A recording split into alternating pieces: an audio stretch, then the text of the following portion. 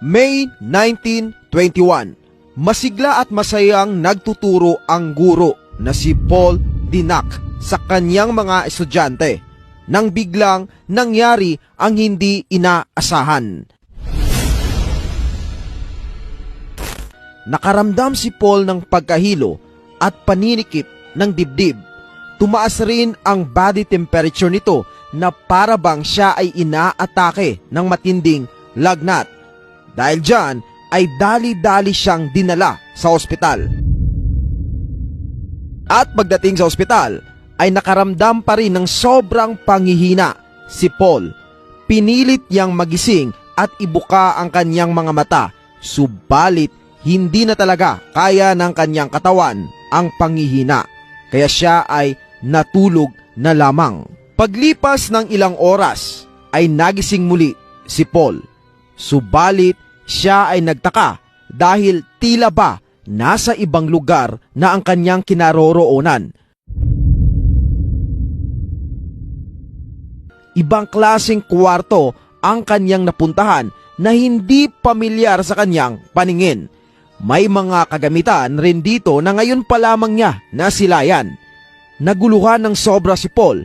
Pinakinggan rin niya ang usapan ng mga taong naroon. At bilang isang language teacher, na-recognize niyang may ilang English at Swedish ang kanilang mga salita.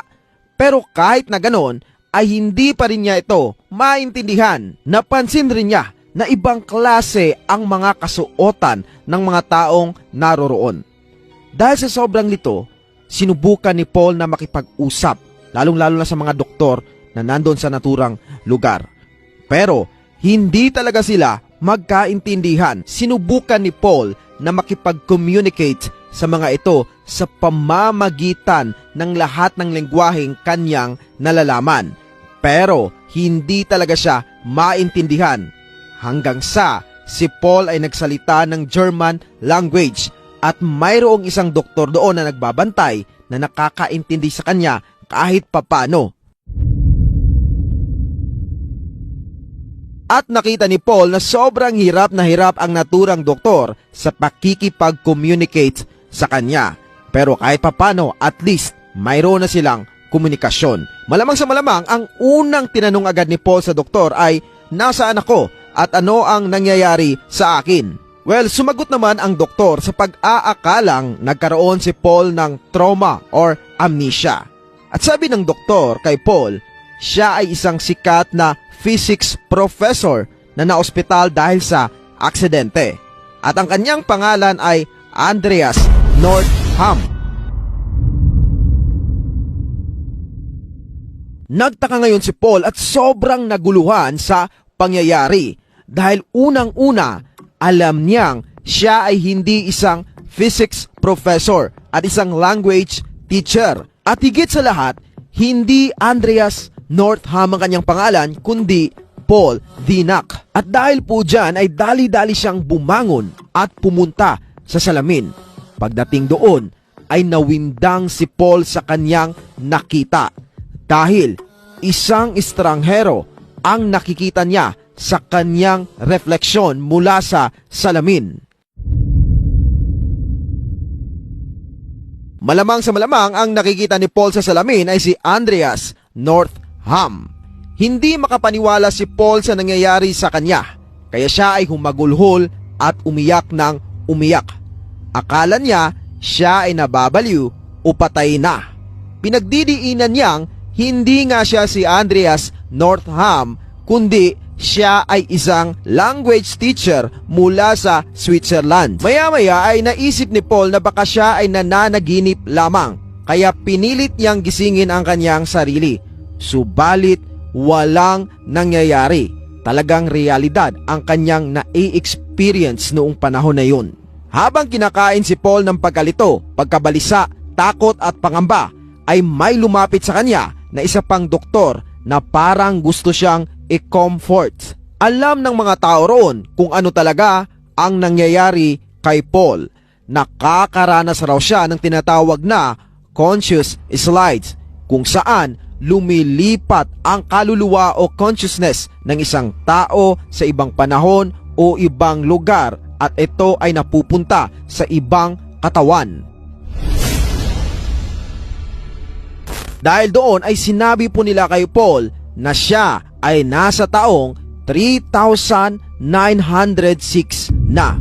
Hindi makapaniwala si Paul sa kanyang narinig. What? 3,906? At para ikumpirma ang kanyang narinig, dali-daling tumayo si Paul at pumunta sa bintanang salamin. Doon ay napanganga at natulala siya sa kanyang nakita. Mabilis na tumatakbo ang napakaraming flying cars. Ang mga building ay kumikintab at sobrang taas na para bang nasa langit na ang dulo. Namangha ng sobra si Paul sa kanyang nasaksihan at kasunod noon siya ay hinimatay. Pagkalipas ng ilang araw ay nakarecover na rin sa wakas si Paul sa taong 3,906. Litong-lito pa rin siya pero pinilit niyang intindihin at pakisamahan ang mga taong halos 3,000 taon ang pagitan sa kanyang henerasyon. Dinala si Paul sa mga tinatawag na electors. Nakasuot ang mga ito ng mahabang damit na kulay puti. Sa unang tingin ay mapagkakamalan silang mga anghel o mga pari.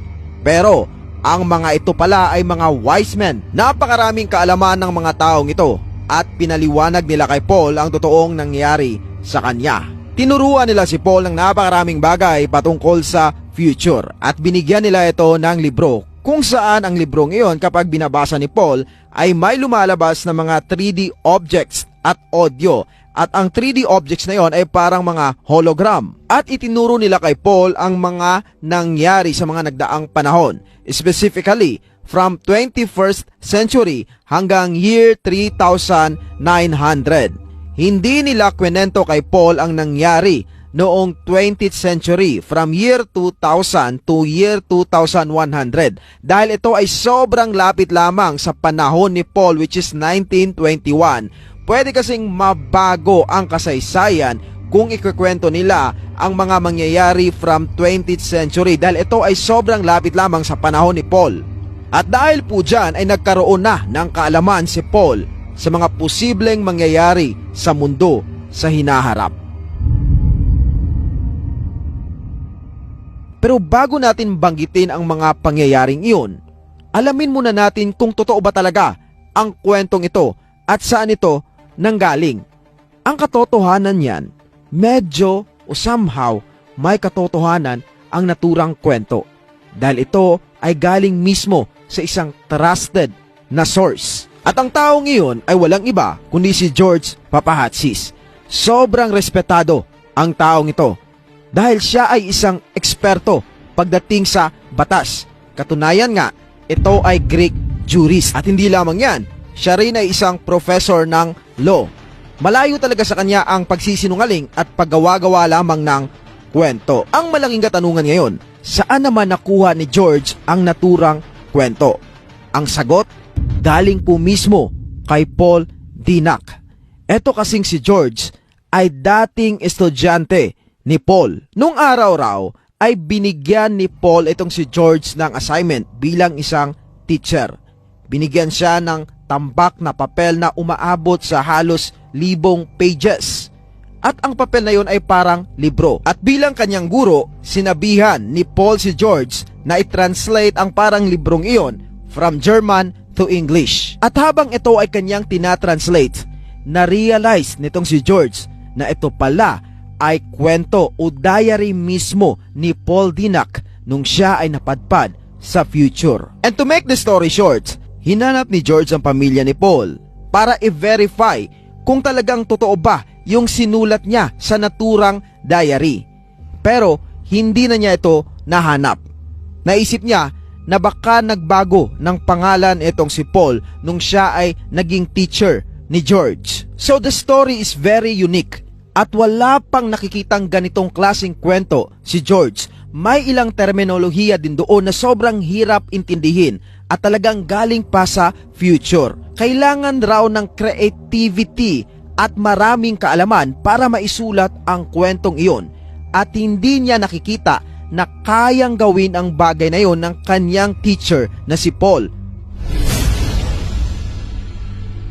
Naisip rin ni George na imposibleng gawa-gawang kwento lamang ng kanyang teacher ang istoryang ito dahil unang-una, hindi naman writer si Paul at pangalawa, napakadetalyado ng kwento at sabi ko nga, may ilang terminolohiya pa doon na galing pa sa future at hindi maintindihan nitong si George na kanyang i-translate. So isa lamang ang posible na nakikita nitong si George. Posible na ang kwentong ito ay first-hand experience mismo ni Paul sa future. At narito pa ang kanyang nalaman patungkol sa mga mangyayari sa hinaharap. Pagsapit raw ng taong 2100 to 2300 ay sobrang maghihirap ang mga tao. Magkakaroon ng overpopulation, may mga digmaan sa iba't ibang bansa at higit sa lahat magkakaroon ng malnutrition sa iba't ibang bahagi ng mundo. Pero kahit na ganon, pagdating ng taong 2204 ay mako-colonize na o titirhan na ng tao ang Mars at halos 20 milyon na tao ang titira doon mula sa Earth. Pero matatapos din ang lahat ng yon dahil mayroong isang natural disaster na tatama sa Mars na uubos ng mga taong nakatira roon at kailanman ay hindi na sila titira sa naturang planeta, as in nawala na ng interest ang mga tao na bumalik pa doon. At pagdating naman ng taong 2309 ay magkakaroon ng isang malaking digmaan sa buong mundo at maraming tao ang mauubos. Aabot sa halos 80 years ang digmaang ito. At ang digmaang ito ay matatapos lamang sa taong 2396. Dito ay magbabago na ang buong mundo dahil pamumunuan lamang ito ng isang gobyerno na parang one world order. At ang mga ihahalal na mamumuno ay hindi na mga politician or mga businessman, kundi mga scientist at mga inventor na. Lahat ng resources sa buong mundo ay equal na ibibigay sa mga tao. Ibig sabihin, walang makakalamang, walang yayaman at walang hihirap. Pantay-pantay lamang ang lahat. At sa panahong ito ay wala nang gagamiting pera. At ang problema sa malnutrition, gutom, hirap at ano paman ay masusolusyonan na rin sa wakas dahil magiging libre na lahat. Pagkain, bahay, tirahan at lahat ng iyong kailangan. As in, yung mga physical na pangangailangan ng tao ay hindi mo na kailangang isipin. At pagsapit po ng taong 3,400 to 3,900, ang mga tao ay hindi na magpo-focus sa mga material na bagay, kundi magpo-focus na sa mga spiritual. Sinisik na nila ang spiritual enlightenment at ang bawat tao sa buong mundo ay nire-require lamang na magtrabaho sa loob ng 2 taon sa kanyang buong buhay. Pagkatapos noon, bahala na siyang gawin kung ano ang gusto niyang mangyari. Sa panahong ito ay nagkaroon na rin ng contact ang mga tao sa mga extraterrestrial beings at sila ay mayroong payapang ugnayan sa mga ito. Kung iisiping mabuti, parang panaginip lamang ang lahat ng ito. Marahil isang panaginip lamang talaga. Dahil ito ang nakita ni Paul nung siya ay nakomatos ng 1 taon sa ospital. Noong 1922, pagkatapos ng halos 1 taong komatos o pagkatulog, ay nagising na rin sa wakas etong si Paul. At isinulat niya ang kanyang nakita sa isang diary na siya namang pinasa niya dito kay George at tinranslate naman ni George sa English. At matapos may translate ay naibahagi ni George ang kwentong ito sa maraming mga tao. Pero naudlot ang pagkalat ng kwento dahil ito ay hinold ng mga Mason. At dumaan pa po ang World War II bago tuluyang na i-publish ang librong ito na ngayon ay kalat na sa iba't ibang bahagi ng mundo. Katunayan nga, kung gusto mong malaman ang buong istorya, narito po ang libro na pinaka-source nito. Ang katotohanan niyan, sinakripisyo ni George ang kanyang mga title o dignidad bago i-publish ang librong ito. Dahil alam niyang marami ang magtatanong at marami ang tatawa sa kanyang kwento.